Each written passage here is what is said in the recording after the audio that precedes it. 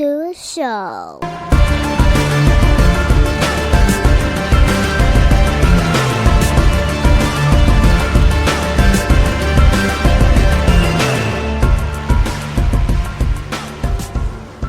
What's up, everybody? Welcome back to another episode of Off the Mats Podcast. And if you've been here before, you know it's me, it's Dante. Or if you haven't been here before, it's me, it's Dante. So welcome to any new listeners and welcome back to old listeners. Thank you. So my guest for this episode is actually going to be a new guest. I always like to mention whether it's a new guest or a returning guest, just so that way people can kind of get a feel or understand what's, what they're walking into. So we're going to have a new guest today from Australia, actually. Second time here that I've had a guest from Australia. So I feel like I'm pretty worldly here, y'all. What's up? So my guest, though, is actually a performance coach. And I think in the jiu-jitsu realm, I think that's something that's, important for a lot of us. So hopefully, having you all listening, you catch on and be like, hey, we like this episode and we're learning, because we're about the people over here off the mats. We out here to serve the people. So my guest for this episode, all the way from Gold Coast, not Gulf Coast, Gold Coast, is going to be Miss Briana Bowley. Welcome, Briana. How are you? Thank you. I'm good. It's a real privilege for me to be on here. I'm stoked. Thanks for having me. Oh no, thank you for making the time. I know with the world between the two of us, that the time is so bonkers. I think it's Sunday for you. Yeah, right, it is. It's Saturday night for me, so it's weird to wrap my brain around. I was like, it's like you're in the future. Yeah. So, one of the things, as I was looking into just you, going through your Instagram, going through previous podcasts that you've been on, and really trying to learn and get a feel for you. One of the things that really just caught my attention was the fact that you seem very open, just very like, what, I am who I am. My life is what it was, and here we are. It's what's made me, what I am today. So just as a person that's speaking with you and learning, greatly appreciate just someone that's human, that's not putting on a show like, well, whatever, nonsense that sounds good on paper. But for the listeners here, I just kind of would like for you really to, I guess, share how you got into performance coaching and what led you in this direction. Yeah, for sure. First of all, I want to say thank you for that reflection. That's gives me the warm and fuzzies a little bit. I appreciate that. So what got me started in performance coaching? Well, in a nutshell, the short version is that I was a personal trainer for a long time. I was working heavily with like weight loss clients at the time, and at the same time kind of running parallel. I was competing as a bodybuilder myself. And I was kind of watching this pattern play out, not only in my own world, but also with my clients, where, because obviously with the bodybuilding, leaning down to stage weight, like there's a considerable weight loss process. There's a pretty extensive dieting and training process. Like it's hardcore. And so I noticed with myself that no matter how much my body changed, my mind kind of didn't. I still kind of saw myself as not there yet. And then I was also watching with my weight loss clients, like a similar thread play out, where some clients would lose a bunch of weight and maintain it.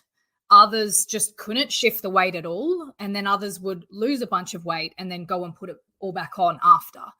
And so it kind of made me realize that it wasn't ever about what was going on externally. It wasn't about the physical weight loss. It wasn't about the, external changes. It was more so something that was going on internally. And at the time, I sort of started to map it out as being mindset based. And so that led me down this deep dive journey of trying to understand, like, what is it that determines, what's the difference of the mindset of someone who has the success that they want and maintains it versus someone who doesn't get there versus someone that gets there and then kind of sabotages it. And then at the same time, coming out of the bodybuilding industry for myself, I found Muay Thai, fell in love with Muay Thai, eventually fell in love with MMA. And my friend got me started on Brazilian Jiu-Jitsu. And, like that for me was just, it was a different world because it was no longer focused on the way I looked. It was focused on, my ability to perform and on my cardio and on my movement and my ability, my sense of kind of grit. It was an element of grit that determined how well I did or didn't do. And at the same time, I ended up in a conversation with a woman named Jessica Rose Clark, a former UFC fighter. And she was speaking to me about some of her kind of challenges and I can share this openly because I know that it's kind of public knowledge. It's nothing confidential. I know that she was struggling with, she came to me voicing that she was struggling with like a number of losses in her, at the time she wasn't yet in the UFC. And there was a risk of her, basically losing her job as a professional MMA fighter. And that was based on some traumas that she'd experienced. And so we sort of had the discussion of like, well, could your work support this?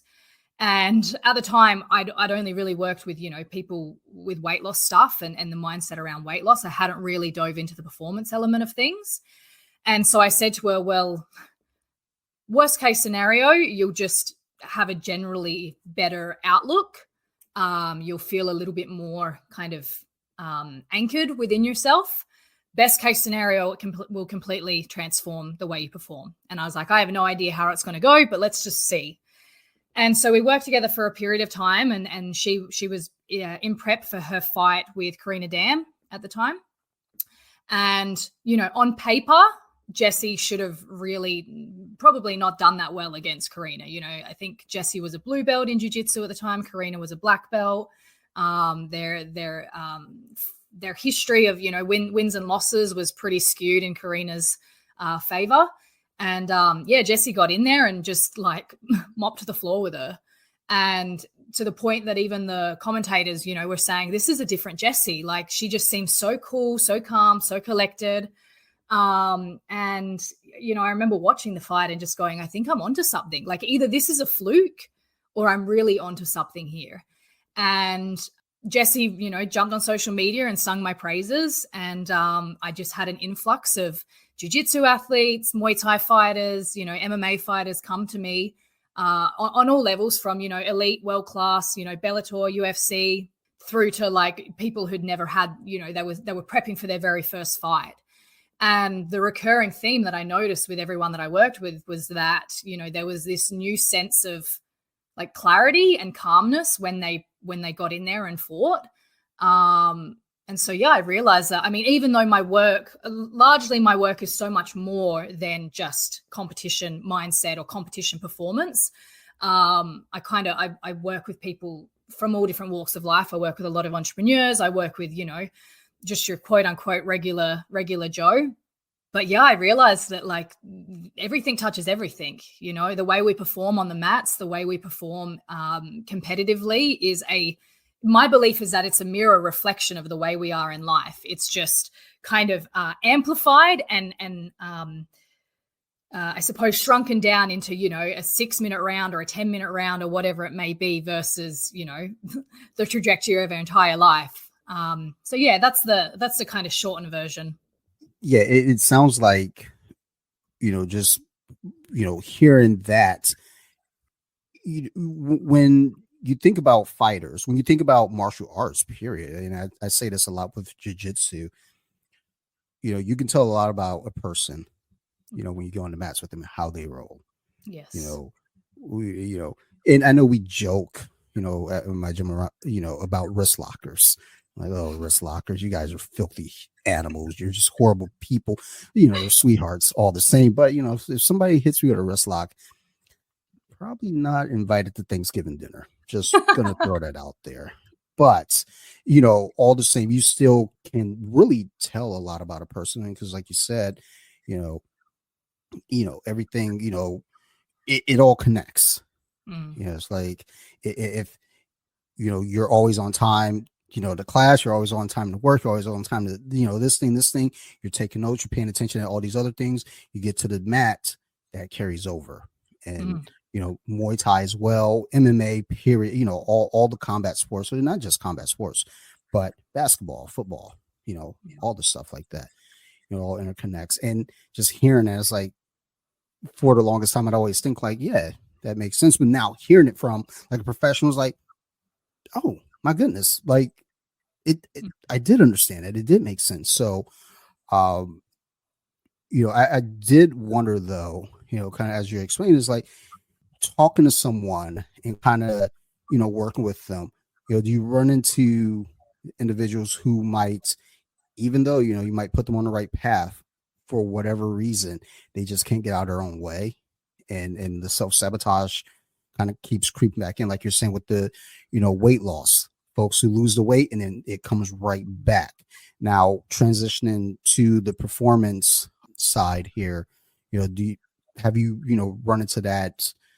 Yeah, absolutely. I, part of my work, I work in a very, you know that I've worked with Chad Myers, one of your previous guests. He's Yeah. he's described my work as off the wall, which I love. I have very kind of non-linear processes to help people kind of see what their patterns are and to see what's going on for them. So I'm a big believer that like whatever happens in our world is even if we can't consciously see it, it's of benefit to what's actually most meaningful to us. And so a lot of the time, people come to me and they say, well, I want to be a world champion, or I want to, be the best, or I want to, win this match. And then as you've said, other kind of habits or behaviors creep in that reflect otherwise. What I actually work through with them is getting them to see how they're getting what they want through what they don't want. So in a nutshell, we look into, well, what's the bigger vision here? Like, what's the thing that has you compete? What's the thing that has you train?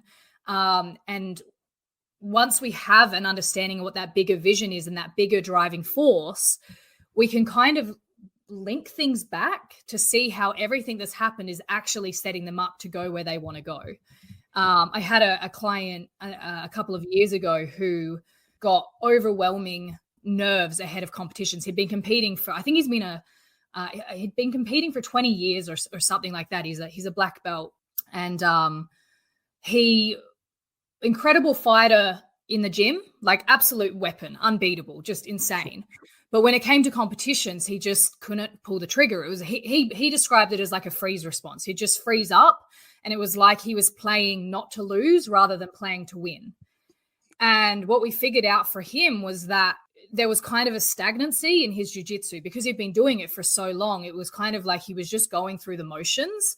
And so when we looked into, why in competition he was freezing up, there was elements of, one of the key things that he does jiu-jitsu for is growth. Like he's a real growth junkie, And so for him in this backwards way, and it took quite a bit of digging to figure this out. For him in this backwards way, not doing well in competitions was actually the thing setting him up to grow. Because he felt like because he was the highest ranked at the gym, he's the coach at his gym. For the most part, no one really brought it to him in the gym. He wasn't growing in the gym, but consistently losing in competitions or not doing well in competitions was keeping him moving forward. And so, yeah, when we kind of linked in his mind how winning would actually get him the same outcome, all of a sudden he would go in there into these competitions and just perform the same way that he would in the gym, relaxed, calm, wouldn't break a sweat and have these like ridiculous submission wins. And so, the term self-sabotage, like I'm never a big fan of. I prefer the term self-protection because we're protecting ourselves from something that we deem as being a drawback or deem as being unconsciously in the way of what we're actually wanting. I think about that with myself as a grappler. Like when it comes to competition, like it's like I want to do it, but then there are times where I'm just like, as you're approaching it, it's like, oh, Mm. I don't know that I want to do this. I don't think this is something. This isn't for me. Knowing damn well that you get out there on the mats in competition, you're learning so much, and then there's the drive to want to do better than what you did before. I know that's there. And then my mind is like, oh, I get pushed pretty well in class. I go with the competition guys, and they kick the piss out of me all the time. But I can say for myself that there's that weird block where it's like you feel it, you're running towards it, and then you're like, just kidding, we're not doing this today. Yeah. Like, what would you say? It, I guess, with the situation like that with the individual, like it, because I think when you look at like the bigger picture of it all, it's like your mind is there. It's like it's your mind that's kind of stopping you, where the physical part is like how to do these things, that you're comfortable doing these things, and it's like then there's this point where it's just like, oh, like I like why the freeze up. It's like at least with like the coach there, he's like he's going out there and he's performing, he's there, he's at the dance. It's like, what about the point where people can't get to the dance, but they want to go, they just can't get themselves there? Yeah, I mean, again, it's that self-protection piece. Like we're never going to put ourselves in a position that we don't think we can handle.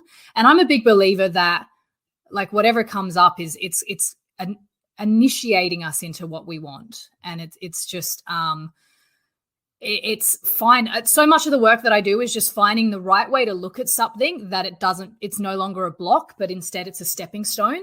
I kind of look at it as like the springboard into what you want to create. Like for me, I had, and we're obviously not playing up in the black belt realms here, but my very first competition as a white belt. So I'm a blue belt at this point in my journey. My very first white belt competition, I performed really well. It was very dominant performance, double gold, and I'd done a lot of mental work, because I wanted my fights to be a testament to the work that I do. And so, I was thrilled with my performance. But what I became aware of after that performance was, oh, now there's a pressure for me to back that up. And, and so coming into, I got my blue belt and I had my first competition as a blue belt at the Queensland State Championships. And I didn't catch it quickly enough. Had I kind of noticed it was there in the background, I would have obviously done a lot more work on it. But that pressure to back up that performance, and this was self-induced pressure, this wasn't anything to do with my coach or my teammates or anything of that nature. It was my own self-induced pressure. But I know that, a week out from the comp, the night that I entered the competition, the next day I woke up sick. And on the comp itself, like I just completely froze up. I gassed out, and my coach said to me, oh, I think that's just competition nerves from a lack of experience in competition. It's just that you're still very green to competition. And I'm a very calm competitor, very, very calm. And so I knew that wasn't the truth. I knew that it was something bigger than that. And it was, for me, the pressure of, if I back this up, like if I perform just as well in the Queensland State Champions as a blue belt as I did in my very first competition as a white belt, now people are going to start to expect something of me that I may not be able to live up to consistently. And so it was actually a self-protection mechanism of, well, I'm going to go and freeze up in this fight so that it's a pressure valve, it takes some of that pressure off. And so, I don't have to live up to that. And so for me, I'm aware that one of my self-sabotage or self-protection patterns is when I'm doing too good, then I start to kind of interrupt that pattern a little bit so that the expectations of others and my expectations of myself are lesser. Does that make sense? Yeah. 10,000% makes sense, because I spoke about this at my previous job, because I was an assistant manager and our district manager wanted me to start working towards, you know, maybe being a manager and running my own property. And I was like, "Ooh, sounds like you guys are seeing something good here. Mm. Mm-mm. Let's go ahead and mess up these numbers." And Mm. that's kind of like the kryptonite there in that field, where if you want to become a manager, you got to show up to these specific meetings on time. You have to, meet certain goals. And I was like, okay, well, I can't make those meetings. Sorry. Mm. Like, my wife works nights. She doesn't get home until a certain time in the morning, and we have a child, and I can't leave my child home, so I can't make those meetings. Sorry about that. Oh, those numbers. Well, I've been trying. I just gosh, I can't get it. I can't get it right. Meanwhile, you know, a year prior, I'm killing it with all of it. And it's Mm. like, but as soon as there's like the idea of like, oh well, now you can move up. And I know in my own mind there was kind of a thought of, well, if I climb this ladder, I have to keep climbing. Mm. There's no coming back down the ladder, because there's the expectation on myself and from my team. So it's like, well, why Mm. don't I just not climb the ladder? Why don't I just stay here? As I always joke with people, some people are just better at being number twos, and that's what I always say about myself. Like, I'm a great assistant, like, so great at it that I could run things by myself without the head manager there. Like, well, you should be a manager. Ooh, whoa, slow down. What you talking Yeah. about? No. Yeah. And the cool thing about that is it sounds like you have an awareness of that, because I think a lot of the time, like, there's such a trained in kind of societal conditioning that, everyone's meant to be the leader, everyone's meant to be number one, everyone's meant to be the champion. And, if you're not that, then there's something wrong with you and you're not working hard enough or whatever it may be. But that's the truth of it. Some people are more suited and more aligned to supporter roles than leadership roles. And I think it only becomes a problem when we tell ourselves it's meant to be another way. So the work that I do is so focused on like, let's actually figure out what you want. Disregard what everyone else says, disregard, like, if we bring it back to like a competitive sense, like, disregard what your coach wants, disregard what your teammates want. Like, why do you compete? If you're going in there just to learn and winning is a bonus, perfect. Let's just focus on learning. And then, funnily enough, like, that takes the pressure off to actually make them more capable of winning. Because a lot of the time it's the fear, and it's the body going into this kind of survival state. I talk a lot about survival states in my work. It's the body going into these survival states because we're so attached to an outcome, and that's what has us actually lose. Because in our mind it's like, if I make one mistake, then I've lost the gold. And so when we take the attachment off of winning and actually see what we're trying to get from it, which could be learning, it could be, for me, it's just getting my name out there a little bit more in terms of my work, and there's a big component of the experience of it, then the pressure's gone. The win or the lose is it's not relevant anymore. Yeah, I feel like that's where my mind wants to be. I'm Yeah. always like, I'm here to learn. I'm here to Mm. learn. And then, you let this kind of just develop into what it can be. But I think at some point it creeps my mind, but you have to have this outcome. I can Mm. say for myself personally also, I think there is a little bit in the back of my mind of, I feel like there's this expectation. So if I go out there and my coaches are coaching me and they're watching me, it's like, I've seen you do these things, and then I don't do Mm. it. And then in my mind, it's like, oh man, I let them down. Yeah. Meanwhile, it's not the case from their end at all. Yeah. They're like, you did great. We got some things to work on. But in my mind, I'm like, it's like, man, I didn't do great. I went to sleep. Like, that's not great at all. I took unwanted nap in the middle of a match, but that's never happened to. It almost happened. I competed one time and I got caught in a bow and arrow, Mm. and I heard my coach scream, "Dante, don't you tap?" I wasn't going to tap. I was prepared to go out. But then the guy, he let go. He told me after the match, he was like, dude, when you gave your coach a thumbs up, I was like, I Oh was god. defeated. So I let go. And he was winning 2-0. He let Wow. go and I turned around and rolled into side control. Like I Nice. just and I didn't know I didn't know that I won. I Wow. walked up with my head hanging because the time had just run out when I got the 3 points. I walk up with my head hanging down, and then the ref lifts my arm. I was like, what in the hell is going on here? Like, and my coach, runs to the mat, dude, could you not wait till the last second to win the next match, please? I was like, wait, I won? Oh.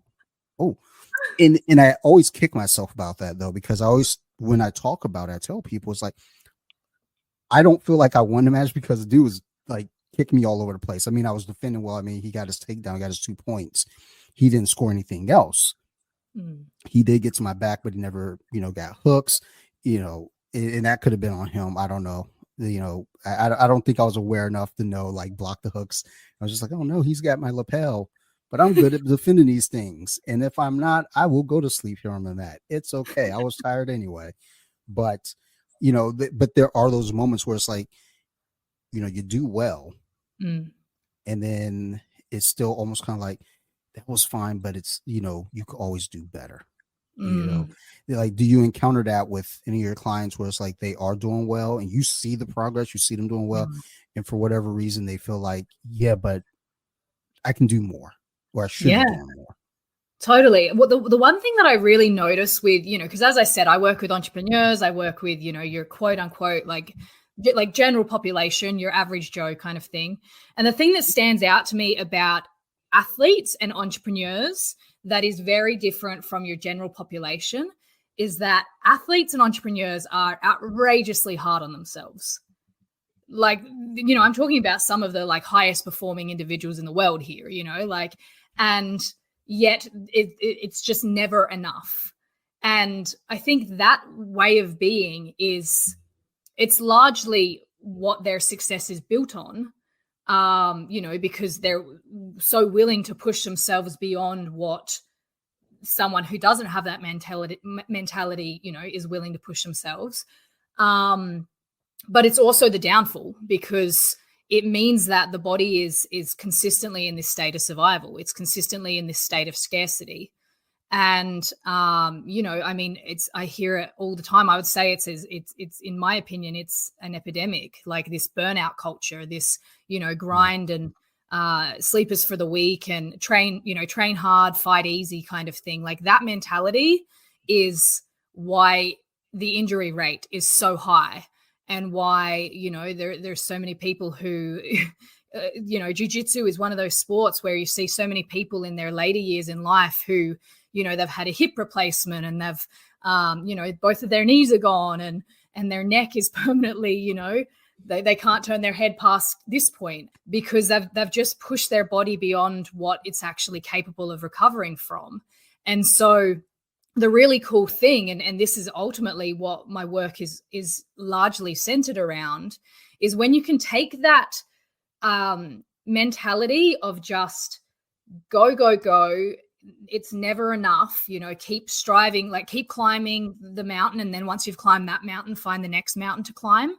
When you can take that mentality and combine it with a really relaxed state and a less is more mentality, and work smarter, not harder, then I really believe like athletes, entrepreneurs, they just become unstoppable, because now their body is actually able to recover.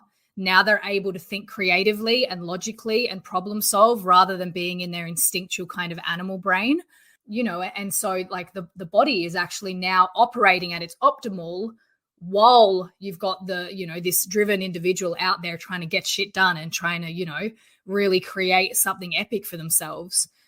And so forgive me, I've forgotten your original question there. I've detoured a little bit, but That's I mean, fine. my work is ultimately, I see a world of relaxed high performers, and I think they're the people who are really going to change the world, because and they'll live the life of their dreams, because they're not they're not trying to outrun themselves. They're not trying to, consistently chase something or run away from something. They're actually here and really present to each and every achievement along the way. Yeah, see on social media mostly, you see a lot of the burnout culture Mm. all over, just promoting it. I have a guest that I record another podcast with from time to time, and it's no secret I don't sleep very well, but I think he sleeps worse than me, and that's Mm. terrifying. Mm. And he'll always say, I'll sleep when I'm dead. And we kind of chuckle about it, like, haha, but that is a thing though, where people just they're constantly go go go. In for a moment, I was kind of knocking the idea like people waking up at 4 in the morning. It's dumb, blah blah blah blah blah. It's like, well, no, it makes sense, but are you going to sleep early as well? That's the Mm. thing. Because I know for me, waking up at 4 in the morning, that's probably not going to happen because I'm usually going to sleep at midnight. So it's like, oh, that doesn't work at all. But there are the individuals though that they look at that as their thing though. It's like, I go to sleep at like midnight, I wake up at 4, I got to keep going, I got to keep burning, da, da, da, and it becomes, you see stress in them, you see them snap it at people, and Mm. it's just like, oh my goodness, like, I think you need a nap, dude. Like, do you take a nap during the day? Because if not, you're doing too much. Mm. So I agree that the burnout culture, wherever it came from, Mm. it's starting to become a real issue. And I think, though I knock it, I feel like sometimes I do it when it comes to like podcasts and stuff. It's like, oh, I'm recording 8 times, in 2 days. And it's like, it seems a Mm. little much. No, it's okay. It's okay. I'm just talking. But in reality, it's like, it does kind of wear you out. But Mm. I'm aware of it though. Mm. That's when I'm like, okay, time to dial it back. And my daughter, she's 7, and she was like, Dad, are you recording? Like, no, honey bunny, I'm not recording. Yippee! It's like, and that's the reward right there. It's like Yeah. when there's a smile on her face because we get to go play dolls or play video games. It's like, okay, Yeah.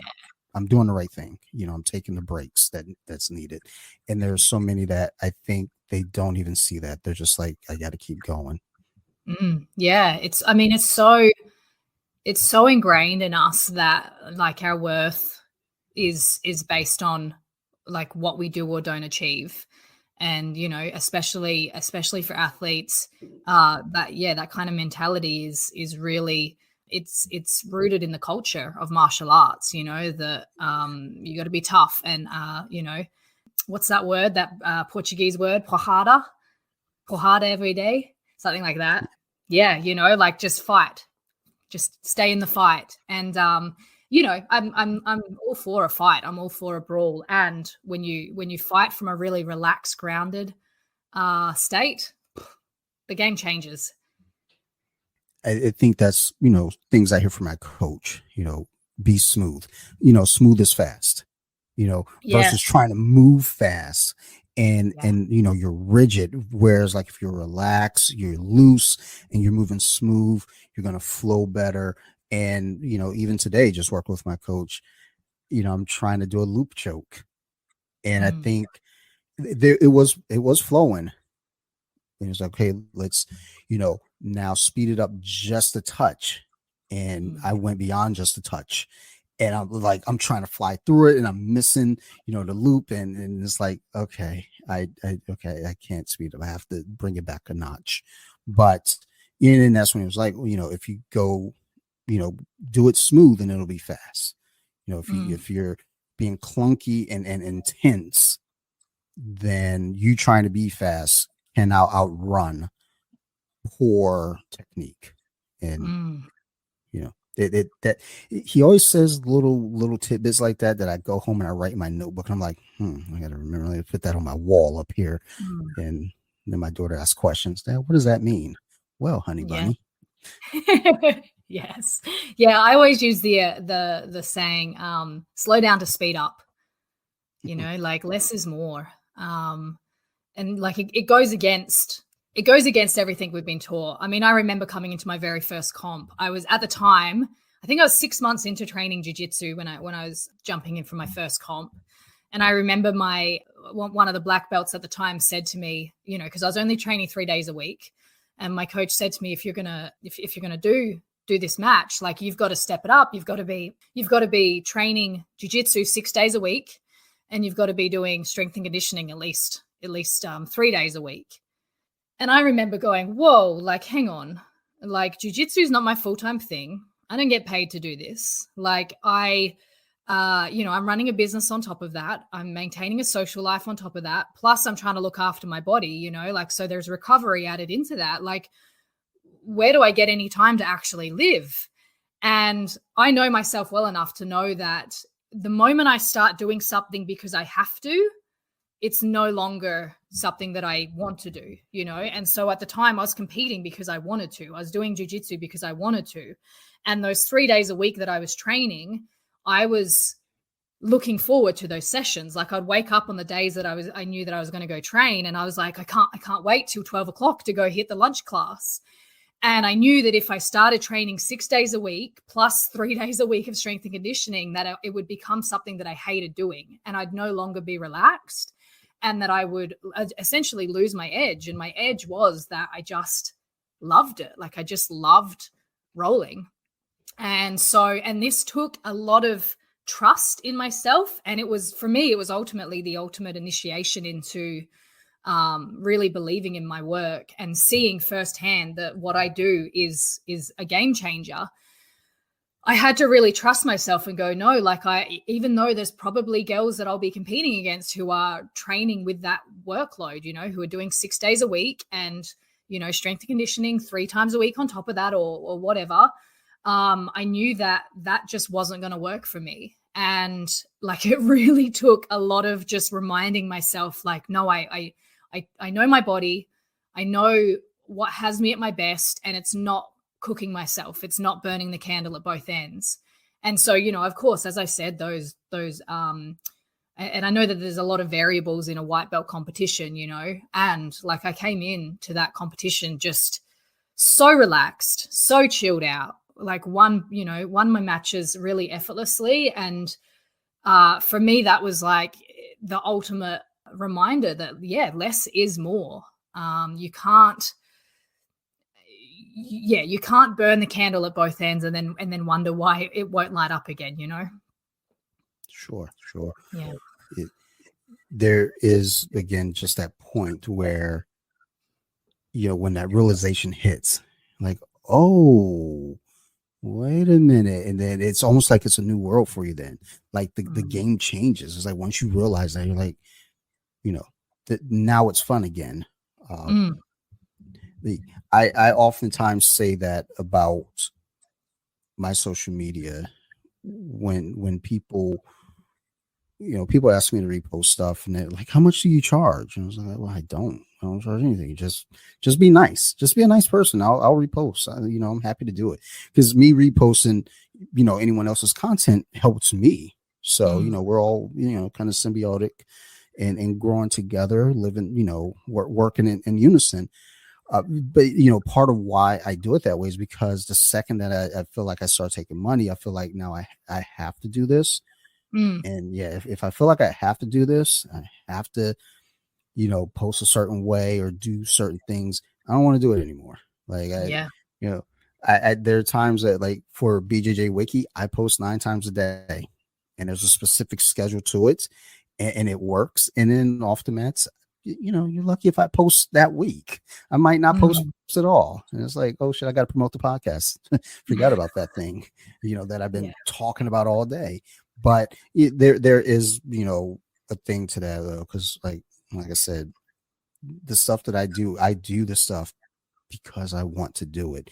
But the second you tell me, you make me feel like I have to, and now there's a bigger commitment to it. It's like, I don't know that I want to do this. This isn't fun. I mean, jiu-jitsu, I think, was that way for a moment, very, very brief moment, because I always loved going to jiu-jitsu. I think right when COVID hit, I was going 5 or 6 days a week. I was at the gym in some capacity, whether it's training or coaching. And like right before COVID hits, my wife goes, "Hey, we haven't seen you in a while. You mind coming home?" It's like, "Oh snap! I should do that. I do have a family." And then COVID hits, and everything slows down. And it's kind of like, you know what? This was what I needed, Mm. because there was a point where I was doing this, and I felt like I had to do it at that point. But I hadn't hit the realization of like I wasn't enjoying it, because I enjoy being at the gym. But there was this thing in my mind where it was like, I do want to, play video games with my kid. I do want to go out to dinner with my wife. I do want to have my neck not hurting. Like, as you're mentioning, the injuries, I'm just like, geez, Louise, does she have like a doctor report on me? Those are all my injuries right now. Like, stop. Um, but yeah, I definitely see that as well. For a coaching session for you, well, just typical coaching session, what does that look like? Like how, just, I'm just wondering, like, how is it? Yeah. Well, I'm going to give a somewhat evasive answer here, so I apologize. It kind of depends on the Sure. individual. It depends on the individual, purely because I work across two levels. So I talk a lot about nervous system regulation, and I refer to nervous system regulation like across two different methods, I suppose. So one being top down, so that's like mindset based. So that's, think of it as like it's the mind, it's the way you perceive things, it's the way you think about things impacting the way your body responds. So this could be something like, in your situation with that competition, the guy had you in a bow and arrow choke, you gave your coach the thumbs up, and his mind probably went, oh fuck, like this guy's not tapping out. And so his body responded with quitting, giving up. And then the other piece that I work with is bottom up. So it's looking at how our senses determine the way we process information.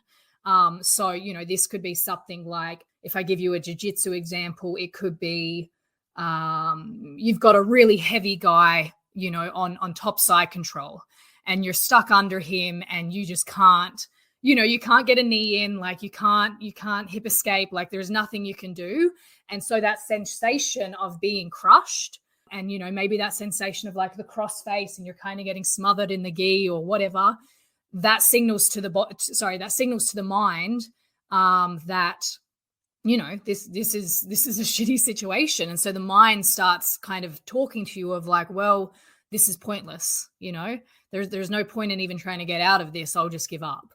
And so, it kind of depends on what someone's main challenge is, so and I'm sure he'd be fine with me mentioning this, with Chad the dad.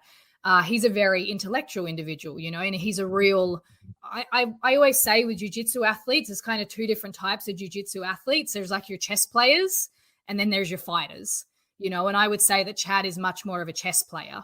And so he's very intellectual. He's very mind-based. And so our work together began with top-down work, looking at, well, let's just tweak some of your perceptions around some of the things that are happening on the mats. And that had him, take a huge leap in terms of his achievements and in terms of the way he was showing up in competition. And now that we've kind of got that out of the way, our work is shifting into more of the sensory-based nervous system regulation stuff. And so, like it's exciting because I see mindset work becoming much more widely accepted and much more widely utilized in martial arts. And it's actually only 20% of the pie, so to speak. What a lot of people don't know is that, and I'll get a little bit scientific here for a moment. When we look at the nervous system, 80% of the nerve fibers run from the body up to the brain, while only 20% run from the brain down to the body. So what that means is that only 20% of the way we respond to any circumstance is based on how we think. Well, 80% is based on what we sense. It's based on, whether our body feels safe and then signals to the brain to think and behave in a way that feels safe or not. And so, Of course, we're seeing huge changes in how people perform based on their psychology and the way that they think and the way that they process the world. But I think the thing that's really going to change the game is actually looking at the and I'm hesitant to use this word, but because I know that it can be a loaded word, but looking at, what sort of traumas we're carrying in the body, what sort of stresses we're carrying in the body, whether our nervous system is structurally healthy or whether, there's damage to the nervous system. Okay. As you like, especially at the end part, I was like, oh wow, again, it's like you seem to know me well. Okay, like this is freaking me out a little bit. You and every other athlete, it's that these are not they're not uncommon challenges. It's just they seem like, I mean, far out, the amount of athletes who come to me and say, oh, I have this thing that no one else seems to struggle with. And I'm like, oh no, I've spoken to like 4 other people today alone who have the exact same challenge. And so it's very, I'm not going to say normal, it's very common.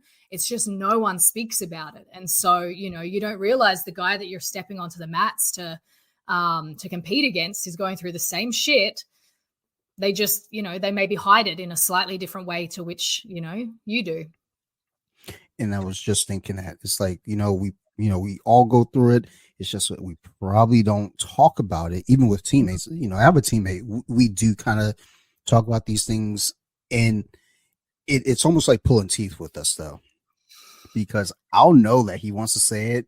And it's like, okay, what's going on, man? And he'll mention what's going on the mats, and just some realizations for him, and then vice versa. He'll ask me like specific questions and I know what he's getting at. And I'm just dancing around it. Like, oh no, I mean, just, nothing. No, I'm just a little tired. That's all. Just, I'm not sleeping great. You know that. Like, like, but what else is going? Okay. So look, this is what's going on, man. And I think that's the thing though, with a lot of people, males, especially, is like, just talking, open up, sharing. That way we don't all feel like when we come to you, hey, I'm dealing with this issue that I don't think anyone else in the world is doing. It's like, no, dude, like, yeah, most of you are dealing with that. Yeah. I mean, that's why I'm passionate about getting these conversations out there, because, I get that, like, it's different for women. Women are maybe more conditioned to share openly like our challenges and to kind of, I mean, we almost bond over them in many ways, whereas I know for men there's much more of this kind of instinctual mechanism to keep it under wraps and to have it all together. And so, I celebrate when men do sit down and have these real conversations, and I know that that's just not accessible for a lot of people. So I think that the more if they hear it from me that there's other people going through the same stuff, then it's like, oh, cool, that changes things, that makes them think about it in a slightly different way. Sure. Watching, I have the UFC on in the background here. Can't hear it, and I'm not watching it, but having seen some of the prelims, earlier. You see it with fighters, they're out there, they go through this intense thing. And, there is a moment where, the guys, they know what they had to go through in the training. And then after the fight, they hug and there's, a show of respect. And I wish that was kind of more of a thing, just even outside of just like, hey, we just went to war with each other, let's hug it out and talk, And you kind of do see it a little bit more these days, but it's still very like on my social media, part of those posts that I put up on BJJ Wiki, a lot of them are like, kind of positive, positive talk, positive thinking, stuff like that. Every so often you get somebody that jumps into the comments that want to get, a little snotty about it. And it's like, I've been in kind of a mood myself lately. I had somebody say something that wasn't even that bad. I was like, oh, word. So we're going to block you today and move on with our lives. And then someone else says something not too bad. He was like, okay, we'll block you too. Meanwhile, the mature Dante should be like, hey, let's talk about that. So whenever I put stuff about mental health and suicide prevention, I tell people, message me if you need. And I've had a couple guys comment like very, very broadly on the page in the comments, they're going through some stuff. So I send them a DM and we talk. And, I wish we could just get to a better place where people felt more comfortable. And I think some what comes with that though is like, folks might weaponize it against, others. So I think that's where kind of hesitancy comes. But I think just, having a clear mind and having an understanding of, as we come to you, and it isn't so uncommon, that it's like, oh, wait a minute, there are others like me going through the same exact thing. Because every time you rattle off, like the injuries thing, or like, what's going on in our heads, it's like, oh my God, again, that's me. And it's like, oh, wait a minute, that's us. Like, it's not just me, it's all of us, or most of us. So thank you for showing us the light. Yeah, of course. My pleasure. I mean, and I feel very blessed that, I've been in this work for 12 years now. And so in those 12 years, I've worked with tens of thousands of people. And the gift of that is that, and I'm talking like world champions, like multimillionaires, the people who we would, as a culture or as a society, generally say, they're successful, they've got it together, et cetera, et cetera. And the one thing over all my years of doing this is that, like, I get to hear the behind the scenes, and I get to hear about, like the things that are going on in their world that the public eye doesn't see, and so my biggest learning is that, like, no one's got it figured out. We're all just as fucked up as each other. And maybe it's expressed in a slightly different way, or maybe it's, it's not seen by the public. It's there in the background, but it's there, and I can guarantee no matter how put together someone is or appears, or how well they carry themselves, like, there's something there. And for me, I mean, that's like, I'm only human as well. I have my doubts. I have my messy elements of my, of my life. I have my trip ups. I'm only human. And so even for me, like, the work that I do sometimes reminds me of, like, oh, like, you've got that same problem as me. You've just maybe got another couple of zeros on the end of your bank account, or, you've got a couple of million more followers than I do, or, whatever the comparison may be. But I mean, we're all the same. We're all walking the same journey. It's just maybe we're taking a slightly different path. Agreed. 10,000%. Yeah. I say 10,000%, but I don't think that's really a thing. I think it only goes up to 100, but whatever. I like 10,000. So with jiu-jitsu or martial arts period, but jiu-jitsu, because I'm more familiar there. Like, when you started, I guess, with Muay Thai and then transition to MMA and then, off to jiu-jitsu, was that, I guess, with the MMA, did jiu-jitsu become kind of the next move for you because MMA, or was it something you've always kind of had this curiosity about and wanted to test it out? That's a great question. I think because I started Muay Thai mostly for the fitness element, because as I said, my background is fitness modeling or a variation of bodybuilding. And I was at the time running boot camps, and I would make my clients do these like ridiculous, cardio challenges. And like, my clients were fit, and I looked really fit because of, the diet, the training and all of that. But I would often watch my clients, and, if I'm really honest, and I'm exposing myself here somewhat, I would often watch and be like, I couldn't do that. Like, they're fitter than me. I may look fitter, but like, I don't have that level of cardio. And that was one thing that I really struggled with bodybuilding, you know, that it was so aesthetics based. And so I actually got into Muay Thai because I hate running. And so I wanted something that was going to, you know, like increase my cardio, but not feel like work, not feel like running, you know. And then it was my interest in MMA came about because I was, well, at the time, Ronda Rousey was still, you know, in her rise. And so I remember watching her and just like thinking, wow, like she's a weapon. And so, you know, that was where the interest in MMA came from. And I started noticing that when I was training Muay Thai, I would start looking for takedowns just from what I'd seen in MMA, you know, just from watching the UFC. And so it was almost like my brain was starting to, even though I was just training Muay Thai, my brain was starting to make the transition just from what I'd observed. Jiu-jitsu, when I first started it, to be honest, I really didn't love it. Like I hated the experience of rolling. I hated it. You know, I loved drilling, but every time the coach would say, all right, we're going to roll now, I'd be like, oh, what's my excuse to get out of this? Or, you know, or to just pick the people that I felt really safe with, or, you know, and to this day, I'm very picky about who I roll with, purely because I don't want to end up one of those people who, you know, in my later years can't walk. So I think it's important to be really conscious now. But I really, you know, it took me a long time to actually start to enjoy jiu-jitsu. Yeah, I don't know. I think it was just a really natural kind of shift. And it was probably when I started feeling like I was really grasping jiu-jitsu that I started to enjoy it more than Muay Thai.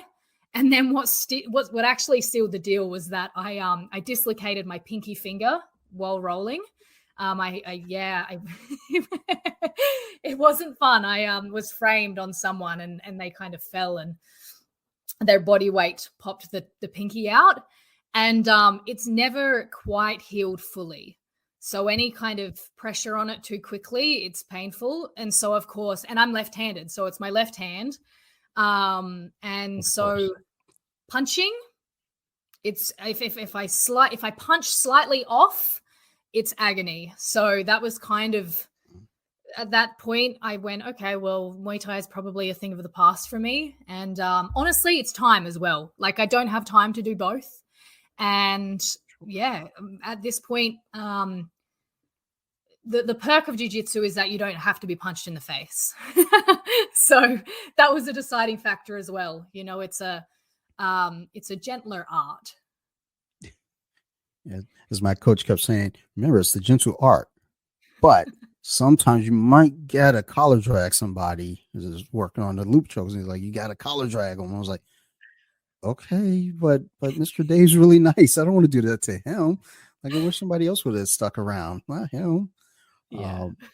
But yeah, when you mentioned the pinky, it's, oh my God, like jujitsu fingers, period. It's just like it, fingers and like when, toes.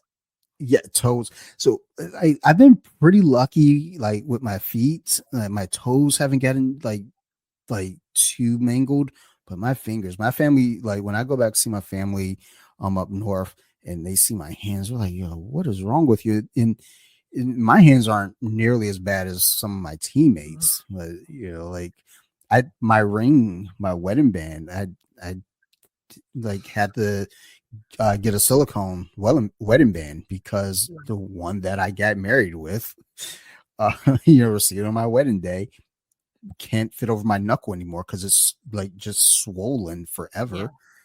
I don't know. There's some divot in my pinky. I don't even know what that is. I'm not sure where it came from, but there's a dip in my pinky. Like you look along like my other hand, like, oh, that looks like a regular pinky. It's bent. It's weird, but it looks like it's together. You look at my left pinky and it's like, why is there a hole in your pinky?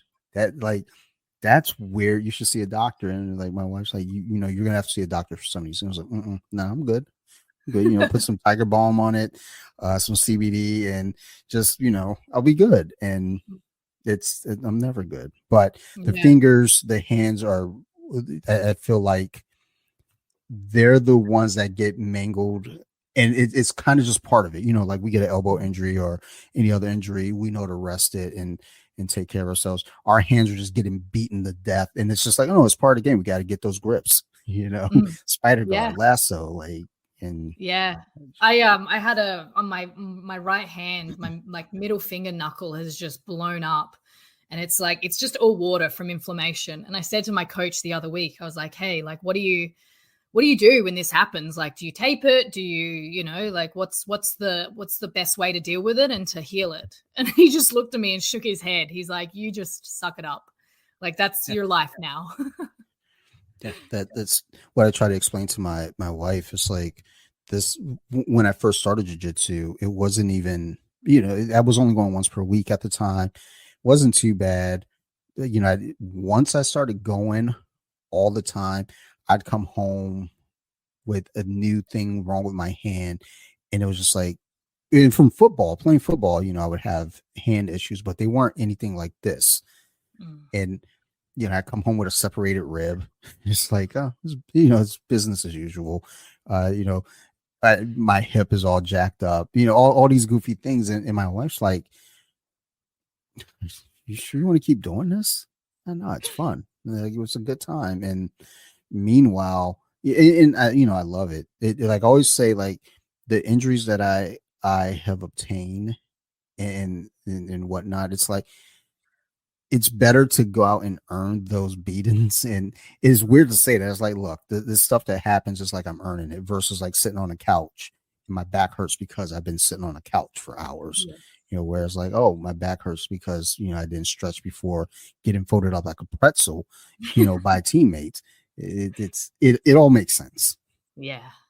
Yeah, definitely. I've had the same experience where friends have sort of said to me like, "Oh, it seems like ever since you started jujitsu, there's always an injury. Like, are you sure this is a sport that you want to do?" And it's almost like I think they think of it as like any other sport where it's like if an injury happens, it's like a freak accident kind of thing, like maybe in Yeah. tennis or something where you slipped and you popped your shoulder out, or I don't know. But it's like, no, like this is just part of it. And it's not that I'm doing anything wrong or that I'm not looking after my body properly. It's that, yeah, it's a contact sport, and it's built on literally moving joints in positions that they're not designed to move into. So of course there's repercussions of that as much as we try to mitigate them. Yeah. Yeah. It's like most holds, most anything I'm okay with. It's like if it is anyone that listens to this podcast knows how I feel about a wrist lock. And this morning, coach was like, "All right, everybody, loosen up your hands, loosen up your wrist." And when he said that, I got nervous. I was like, "I'm going home. Like we're not doing anything with wrist." And then as I'm going to like to kind of flex my wrist, and like they're so tight and like just like, oh my god, like this is not okay. And it turns, it's just we're going to be grip fighting, so that's what it was for. And I was like, okay, good, because last Sunday I had one of the coaches, we're drilling at open mat, and he's drilling wrist locks. It's like, what kind of sociopath stuff do you do in your spare time where you come here and say, hey, I want to drill wrist locks? Don't worry, I'll be gentle. There is no such thing as a gentle wrist lock. And that's so disrespectful to even say it. It's like it's like, don't piss down my back and tell me that it's rain, okay? I know a lie when I see one. That is not gentle, dude. So sorry. I got big feelings about like, so it should not have carried over to here. And it's probably going to carry over to the next episode too, and the next one after that, and probably to my horror movie podcast. I look, wrist locks suck, man. Okay. I'm sorry. You guys know. Um, I, I I have a coach who, as soon as I got my blue belt, because everyone knows once you get your blue belt, it's kind of like, oh, well, watch out for the wrist locks. And I had past tense. I had a bad habit of, reaching for the lapel and kind of grabbing the lapel in line with my elbow. And this particular coach, his way of teaching you to kind of overcome bad habits is to just make you, you learn the hard way. And so every time I rolled with him, the first thing you do is just lock on that wrist lock. And so let's just say now I feel like I'm pretty immune to wrist locks because I just over and over and over again got wrist locked in the early days of my blue belt. So I'm like hyper aware of them, you know? Yeah. Like I had go so actually that reminds me I do need to put this meme up. Like I had one of like the warehouse signs that says this many days without an incident. I had a good run of no wrist locks, probably a good year, maybe two. I was like, yeah, I'm good at that now. Because I roll with like my wrists kind of tense, so it's like they're just flapping around and getting caught. And then one day I'm rolling with my coach, and I knew it. I knew it. Like I looked up, and he looked up at the same exact time. He saw my hand, and you could hear my brain go, "Oh no!" He grabs it, wrist locks me, and he runs off like cheering, like. And then later on, he just kept sending me text messages with like, you know, X-ray of like a wrist broken, or like someone with the ice bag on their wrist, and I was just like, dude, never again. And I went on another good streak of no wrist locks, and then now in my Saturday classes that I go to, well, no, when I was going Wednesday mornings, there's a gentleman, yeah, just working wrist locks. So he was finding creative ways to wrist lock me, and I didn't like it, but he was so friendly, and it was like, dude, I can't be mad at you, but I am. And then on Saturdays, another friendly guy wrist locking people, and then I ended up, because he wrist locked me, I wrist locked someone else, and I'm looking at the guy's hand, and I was like, I don't want to, but I have to. And then even today, there's a white belt. He was going for an arm bar, and my hand is just sitting there. And after I was like, I mean, I thought you were about to wrist lock. And he goes, yeah, we're not allowed to. I was like, sure you are. Just do it. Embrace it. He was like, nah, I think I'll get into it. I was like, maybe, but you'll feel good about it though. So just do it next time. Not to me. So even though I hate wrist locks, I will encourage other people to wrist lock someone. I was like, dude, just do it. Like, why not? Why shouldn't you? You have the power. Like, take care of that. I'm bad for I have a habit of wrist locking myself. I'm slowly unlearning it, but oh god, like especially my time as a white belt, like whew, I've got some bad memories of, just putting my hand in a silly position and next thing madly tapping. Yeah. Like I've been there. Like I remember before jiu-jitsu, I didn't realize this, but I know I would wake up in the morning and I'd go like to kind of push put my hand on the bed, and not realizing that my hand isn't like palm down. For some reason, it's like, and I would just fall back down. And I didn't know at the time it was a wrist lock, but I was wrist locking myself in the morning. Sometimes I just get up and just fall over. It's like, and I remember just things like, dude, what is wrong with you? Get yourself together. But Oh, we dear. learn. We learn. Yes. Yeah.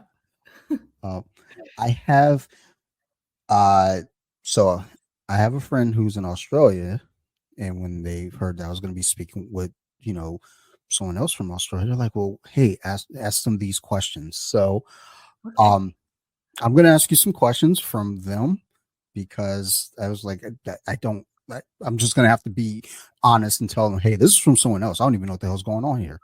So Okay. they wanted me to ask you if you have a favorite beach. Ooh.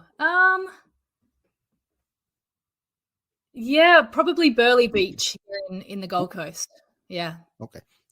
So when I told her your Gold Coast, she was like that. She was like, okay, I got it, and comes back with Yeah. these questions. So I was like, okay. The only thing I know about Gold Coast is from a Childish Gambino song where he's like down under surfing on the Gold Coast. I was like, okay, that seems really cool. I guess I don't know what that Yeah. means. And then I spoke with you. I was like, oh, I get Yeah. what it is now.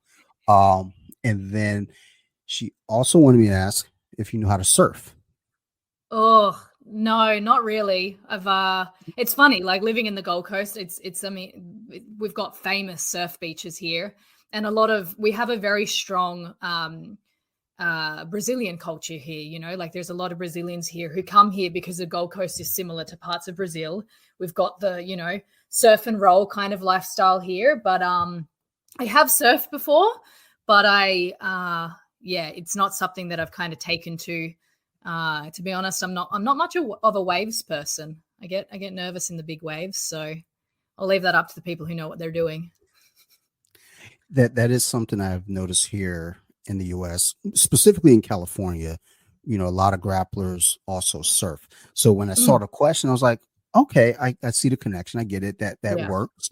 And through all the other podcasts, I'm listening to, and just everything I'm seeing is like you're an explorer. And in my mind, it was like adventurer is what I would call Mm, you. So I was yeah. like, oh, she's definitely got to surf, right? She's an adventurer. Um, No, we've got it's really common here on the Gold Coast. You go into a jiu-jitsu gym and there's always signs up saying like don't bring sand on the mats, you know, because a lot of the time people come straight from a surf. They've got their gi in the boot of their car or, you know, in the back there, and they just chuck the gi straight on kind of thing and get on the mats. So yeah, it's a big thing of don't bring sand onto the mats. you know what? I co-sign on that. Yeah. Like, I'm not a big beach person or sand person. Yeah. So I was like, yeah, keep that somewhere else, son. Like, what are we doing? And then she also wants me to ask you, um, where your favorite waterfall is, and if you go hiking. Yes, I do go hiking. Probably Purling Falls at Springbrook, which is also here in the Gold Coast. So we got a bit of everything here in the Goldie, and yeah, I love hiking. So, like the way that she had written that question, though, my first thought was like, is there just an influx of waterfalls there? Because like, am I supposed to like lead in with something like to say to somebody, "Where's your favorite waterfall?" Shouldn't I ask like, "Hey, do you, I don't know, go hiking and encounter waterfalls?" Like, it just seems like a very common thing. Waterfalls are just down there in Australia. It's like Yeah, that's yeah. No, just we have a their lot of thing. them around the place. Yeah. And then she also, I guess, I'm sorry, let me rephrase that because I don't know if I was supposed to say she wanted me to ask this question. Maybe I should be asking this question as, a tourist. Where would you recommend staying for the first time uh, as a visitor to the Gold Coast? Ooh. I'm gonna say Burley. Burley Beach. Yeah. Yep. Same again. It's beautiful. It's got everything. Like it's touristy, but you've also got your locals. The beaches are beautiful. It's close to everything. It's touristy enough that there's things to do, but it's not touristy. It's not so touristy that you've got, you know, the drunks and the you know, like if you start going further north, it gets a little bit you know, a little bit dirty and whatnot up there. Understandable. And the last one is, what's your favorite theme park? Ooh. Ooh, I was actually having this comment. I've got a friend visiting me in the Gold Coast in a couple of weeks, and he said we've got to go to the theme parks. And I've we've had. I'm going to put some people off here if they've never been to the Gold Coast. There was a couple of years ago, quite a couple of deaths at one of the rides at the theme park. So I'm actually off the theme parks. I used to be a real daredevil. You know, I loved rides and roller coasters and whatnot. But as I get older, I think I have more. I think I evaluate risk a lot more than I used to. So I'm actually off the theme parks. Yeah. We share that in common. Yeah. Like, although I have a 7-year-old and she's wanting to go on roller coasters, and I'm like, honey bunny, look, I didn't have a great experience the first time I went on a roller coaster, and then the last time I went on a roller coaster was probably just as tragic. I think I got on a roller coaster and I'm sitting next to someone, and this lady behind me goes, I was 10. She goes, "Oh, is this your first time on a roller coaster?" I was like, "Yes." And then she's like, "Oh, you're gonna love it." And then there's a guy sitting next to me, like we're on a class trip, everybody's paired up except for me. And the lady says to the man, "Put your hand behind his back so he doesn't fly out." Oh God. And I was like, "What the fuck?" Oh no. Like, no, we like, and it was too late. We were already going. I was like, Jesus Oh, Christ. And then, it was just a crossbar, so it wasn't anything over the shoulder. Like, if there's something over the shoulder, I feel a lot more secure. But yeah. then I rode a ride called, the Superman out here. Is this fucking super high roller coaster, super fast, and I was like, I should be good. I mean, like, I got the shoulder bars. We're good. I was not good. I wasn't good at all. And my wife, well, girlfriend at the time, now my wife, like her and her friends, they went on that son of a bitch, what, like 3 times, like 3 additional times. I was like, nah, like I'm good. I'm gonna go get a corn dog and go sit down and reevaluate my life. And that was the last, what we've been, 24 years. So yeah, that was 24 years ago. So that Mhm. was the last time I went to an amusement park because of that ride. And now that I have a child, it's like, I guess I'm gonna have to conquer these fears in front of this kid. Can't let her see that I'm scared. I had an Meanwhile, I'm probably gonna experience. piss I myself. had I had an experience last year. A friend took me to movie world for my birthday, and we didn't time it properly. But I think it was school holidays or a public holiday or something, and so we had to wait 4 hours to go on this one roller coaster. And I think we were the very last ride of the day. The park had already closed, but they were just, letting everyone through so that they could at least have their ride before they went home. And I remember, we sat down in the roller coaster, and the ladies come through, and she's, buckling up everyone's seatbelts, and she kind of buckled mine up, but she did it really quickly, and it actually came loose. And then she circled back and did it up properly, but me and my friend looked at each other, and then I don't know, it just got in my head that I was like, is it actually done up properly? But I didn't want to play around with it, because I'm like, well, if I play around with it, I might accidentally, like make it come Yeah. loose. And so the start of the roller coaster is this giant climb to this massive drop off where you actually, like, you invert for a moment. Like, it's so vertical that you kind of end up almost inverted before you come back down. And so it's this slow climb up to the peak of the roller coaster. And it's probably like a 30-second climb.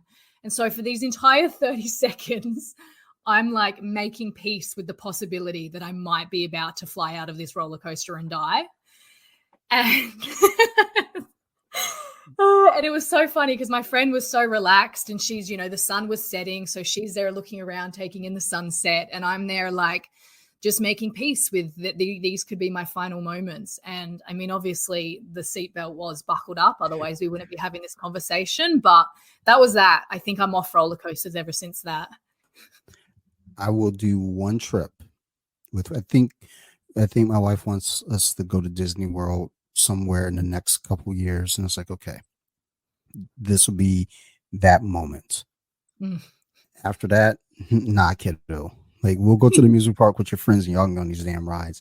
I ain't the one. So, like, this, like, I just don't do these things. I think I've been to one, two, three, I think I've been to like 5 amusement parks. I've never been to a repeat. Every Mm. amusement park I've been to has been a one-time thing. And I feel like in my heart, it's probably one of those things like, that fucking sucked. So, not going back there again. Let's go to the next one. And here we are. So, Yeah. but hey, that's just how it rolls. Yeah. All right. Well, Bree, thank you for doing this. My Um, pleasure. like, it was very informative. A lot of information taken in by me for sure. And hopefully the listeners, really gain something from that. Before we get out of here, do you have any shout outs or mentions that you would like to drop for the listeners? Yeah, well, I want to give away a little freebie to the listeners. So I've put together a little, I guess, entry-level training on nervous system regulation. So you can access that at brianabowley.com/performance. And so it's Briana Bowley, spelled BrianaBowley.com/performance. And I also just want to give a shout out to my coach, Vicencio Cavalcanti at Southside BJJ, all my teammates, and Yeah, just all my clients. Like I learned so much from you guys. Chad the dad in particular, like he put you and I in contact, and it's so cool because I get to, obviously he's much further along in his jiu-jitsu journey than I am, and so it's really cool in the sense that I get to help him out with the mindset stuff, and he'll often tag me in some of his instructionals, and so I kind of get I get to work on my jiu-jitsu through him, and he gets to work on his competitive performance through me. So yeah, I'm so appreciative of Chad and all of my clients for that matter. I love having him on the podcast. And after I set up like us, I was like, I got to get Chad back on here so that way, get another catch up with him. Yeah, he's a smart dude, wealth of knowledge. Yeah, I think very highly of Chad and his partner Jade and everything they're doing with their gym, and yeah, killing it. Absolutely. Well, again, thank you so much for this. And I'll be sure to get your links put in the show notes and everything. So that way everyone knows where to find you. And, again, just off the general conversation that we had here is like, hopefully people are like, you know what? I need that in my life. We need to, understand how to get, optimize our game, I guess, take it to the next level. So thank you for that. My pleasure. And as always, to the listeners, if you have any questions, concerns, criticisms, always feel free to reach out. You can find me at bjj.wiki on Instagram or Off the Mats Podcast on Instagram. And, if you got any suggestions or you want to be a guest, feel free to reach out. I'm very, very open.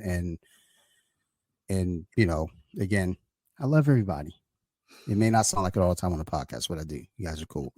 I want to give a big shout out to my crew over there at Nerd Rage Radio. Bobby, Chris, Phil, Joe, Ricky, Tiki, all the guys. If you guys make it this far anytime, you guys know who they are. I don't need to keep listing everybody's name, but y'all know them. If it wasn't for Nerd Rage Radio, I wouldn't be doing podcasts. So, that's just a fact. And I want to give a shout out to my other podcasts. So You Like Horror. If you like scary movies, go check it out. We talk about scary movies.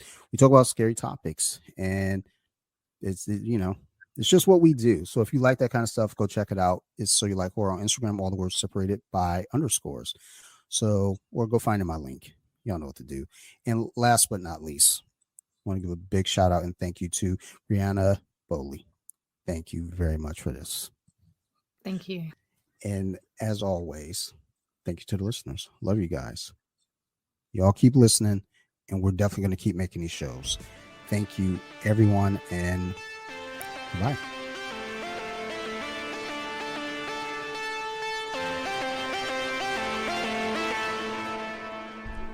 Deep with it. Now let me sing a song.